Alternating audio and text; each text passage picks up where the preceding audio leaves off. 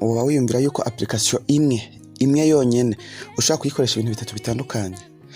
Muri ino video ngiye kukwereka application imwe ushaka gukoresha ibintu bitatu bigiye bitandukanye.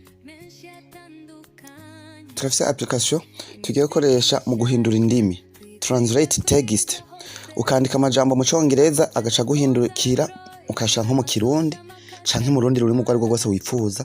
Ugasanga ari nko mu Gifaransa ukashira mu Congereza, ugasanga ari mu Kilatini, donc ukashira mu Carabo, ururimi rwo rwose. Ico ni ikintu ca mbere application y'uno munsi igiye kudufasha. Okay, ndakuzana kandi ngene iyi application ishobora kugufasha ikintu bita voice translation.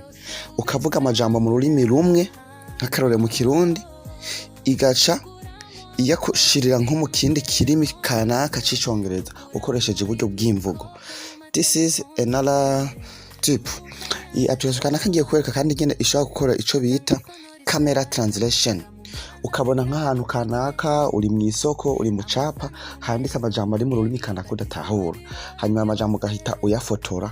Umaze kuyafotora ugaca uyashirako kamera yawe ikaca yagusobanurira mu rurimi kanaka. Ivyo biragufasha iki? Hari igihe uja kugura nk'impuzu nko mu isoko, maze ugiye kugura impuzu mu isoko ugasanga iyo mpuzu yanditseko amajambo udatahura, maze ukavuga uti sinshoka ngura kuko ushobora gusanga ari amajambo asevya ubwoko bwanje, asevya ivyo kanaka nsanzwe nanka. Okay, maze ukabanza ukarabisha ko ya kamera. Iyo application si yindi, ni application tugiye kurabira hamwe, maze uno munsi ndayikwigishe neza. Ndagusaba rero kubanza gukora subscribe nyuma aribwo bwa mbere ubonye ino channel Tony Live Studio News. Laba rino jambo ngaha hejuru gato ukubite ko subscribe, hanyuma ufyonde uyihe like n'ino video kugira ngo video z'ubutaha zizokomeze gushikako igihe. Ari n'ikindi kigo wifuza ko tugukorera wandike muri commentaire, kuko abantu beje dukora bino vyigwa tuba twagiye dusoma ama commentaire yabo. Okay, iyi application rero waza kunyarukira muri Play Store tuyita Translate. Waza kuja muri Play Store yawe, hanyuma uje hano muri recherche nyene turondera ibintu, uje hano wandika ijambo Translate. Uraza kwandikira gusa ijambo Translate nkuko Translate. Ndabasaba ku bantu muri ko mukoresha Igifaransa mugomba kunkurikirana neza no gukoresha Icongereza, hanyuma tukagenda etape pale etape, kuko ndayanditse Translate jewe telefone yanje mu Congereza, nawe ukaca wandika Translate phone yawe iri mu Gifaransa, iza kuguha ibindi. Icongereza ndacigisha hano nyene kuri no channel, ucuraba video yejo amajambo yose dukoresha mu Congereza abari. Okay, cyo tuzana kuri recherche turondere nyene nkuko. Good. Hanyuma jewe maze kuba ihari, jewe iri Translate iratelecharge, wowe uraza kuyitelecharge. Kana maze kuyitelecharge, nyuma kuyitelecharge, hanyuma canza je hano mu application ndayirecherche mu application sanza ngiyi Translate. Cha tuja kuri Translate ya kabiri, iyi nyene yanditse ko Translate byonyene atabindi bijambo. Murabona na logo yayo muza gusanga yimereye uko. Tugomba turabe akantu kambere ishaka kudufasha. Iyi application irashaka kudufasha mu gusobanura ururimi kanaka mu kintu kanaka kiri nko mu Congereza. Aha hambere ndasettinga y'ururimi nipfuza. Indimi zose zo kwisi ngaha ziri atarurimi na rumwe rusimvye. Jewe nshaka Icongereza, dufate ko nshaka kwiga Icongereza, ndashaka kuza nkashirayo hano English, ndaroshesha hama nkasha ndayibona ngaha. Aha kabiri muraza kuza mu bisetting, dufate nshaka kwibisigurira Ikirundi na bado nikiraza cyo turifashisha Ikinyarwanda komsa.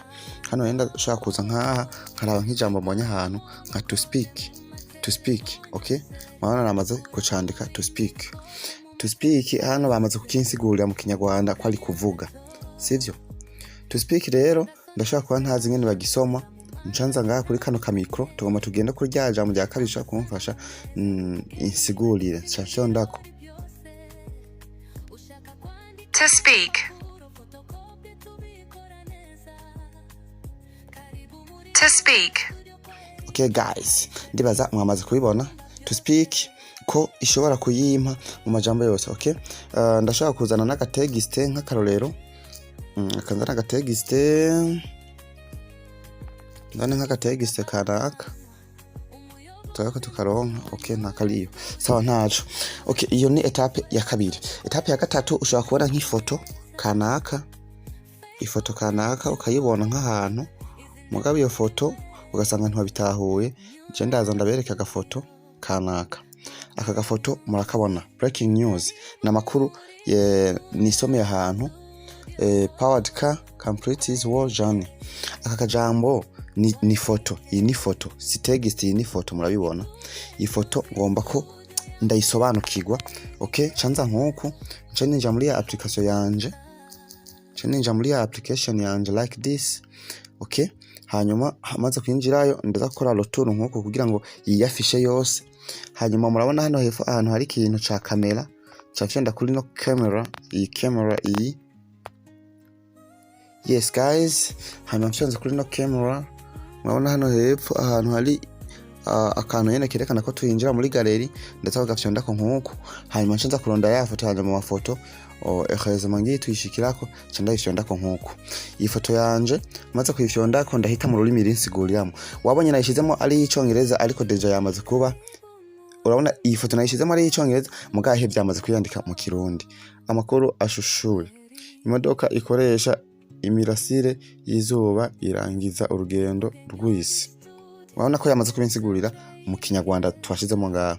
Nkushaka kubinsigurira mu gifaransa ngaha, nshaka ndahindura nkaca nshirayo French, muze kuraba French. Nkishirayo French muze kuraba ingene bihinduka. Dernière minute, une voiture solaire fait le tour du monde. Ndibaza murabibona yuko bimwe byihindura. Nshaka ndabishana mu Kiswahili, Swahili muze kuraba ingene bica direct, bica byihindura mu Kiswahili. Breaking news, gari inayotumia sola yakamilisha safari ya dunia. Guys, ndibaza murabibona ibi bintu byari biri mu Congereza Opalava. Ndibaza mwabibonye byari bisanzwe biri mu Congereza ngaha nkuko. Mugabo murabona ingene mpise ndabihindura mu Kifaransa. Mu rurimi rwose rwose nifuza nkoresheje ifoto. Kakantu murabona yuko akantu k'ubwenge. Nanone kandi nobereka ngaha ishaka kudufasha ino application. Ndashaka kuvuga ati okay, aya majambo yari foto, urumva iyi yari foto, sivyo? Aya majambo ndashaka kuvuga nti okay, ngoma ndayahindure abe text, sivyo? Abe text iyansomere n'ubundi ya majambo yari ku ifoto iyansomere, sivyo? Murabona ko ari ifoto, ncamana kano hepfo handitse select all, nshobora kuri select all. Hanyuma nshobora ahantu handitse copy ino hepfo, copy, nshobora copy. Okay, murabona ko ya majambo ushaka guca ndashaka nko muri PDF nkayarungikira umuntu canke nko kuri WhatsApp canke nkacanza ngaha nyene wumva naheje kuyakopya kugira yansomere. Ncanza hano kuri text, nshobora ngomizeko, ncengira paste ya majambo yose, urabona yamaze kuyama. Rero nshaka yansomere, ncanza kuri kano kugira numva ingene aka text yo kansomera, nshobora nkuko.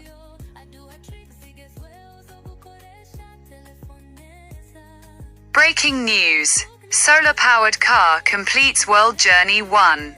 A solar-powered car has successfully completed a journey around the world. 2. The vehicle, named SunDrive 1, traveled through 25 countries. 3. It used only solar panels on its roof to generate electricity. 4. The project was started. Breaking news. Yes guys, ndibaza mwabibonye ko biba ari ibintu bimeze neza cyane. Okay, jewe rero nta kindi ndagusaba no gukora subscribe kuri no channel yacu. Murabona yuko ari channel itanga ubuhinga n'ubumenyi kuri telefone, especially the most used social media. Okay, jewe ndabagezaho ibintu byigwa nkabanyita Eric, ni channel yitwa New Love Studio. Nyene kora subscribe hano kuri YouTube. Kuri YouTube niho honyene hashobora kugaragara ibintu bimeze neza cyane. Video ukaba uyibonye kuri YouTube, kubita subscribe. Ukaba uyibonye kuri Facebook, fata umunota umwe gusa unyarukire muri YouTube ukore subscribe. Thank you for watching this interesting video.